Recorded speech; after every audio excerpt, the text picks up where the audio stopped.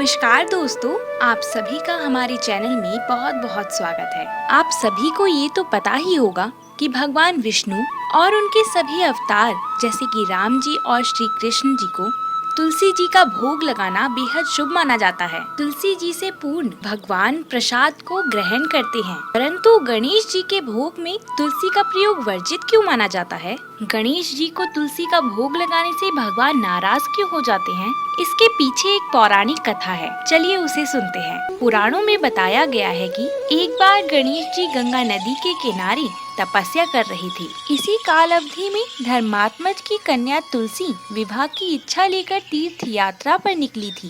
देवी तुलसी सभी तीर्थ स्थलों का भ्रमण करते हुए गंगा के तट पर पहुंची।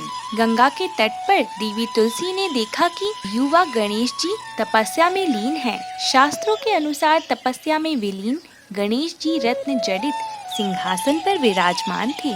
उनके समस्त अंगों पर चंदन लगा हुआ था। उनके गले में पारिजात पुष्प के साथ स्वर्णमणि रत्नों के अनेक हार पड़े थे। उनकी कमर में अत्यंत कोमल रेशम का पीताम्बर लिपटा हुआ था। तुलसी जी श्री गणेश के इस सुंदर स्वरूप पर मोहित हो गयी। उनके मन में गणेश जी से विवाह करने की इच्छा जागृत हुई। तुलसी जी ने विवाह की इच्छा से उनका ध्यान भंग किया। तब भगवान श्री गणेश ने तुलसी द्वारा तप भंग करने को अशुभ बताया और तुलसी की मंशा जानकर स्वयं को ब्रह्मचारी बताकर उसके विवाह प्रस्ताव को नकार दिया। विवाह प्रस्ताव ठुकराने पर तुलसी ने नाराज होकर गणेश जी को श्राप दिया कि उनके एक नहीं बल्कि दो विवाह होंगे। इस पर श्री गणेश जी ने भी तुलसी को श्राप दे दिया कि तुम्हारा विवाह एक असुर से होगा।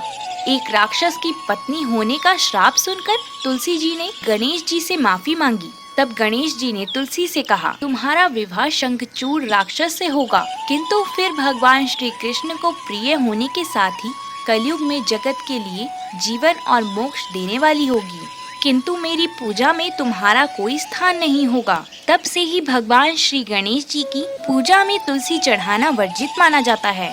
जय श्री गणेश।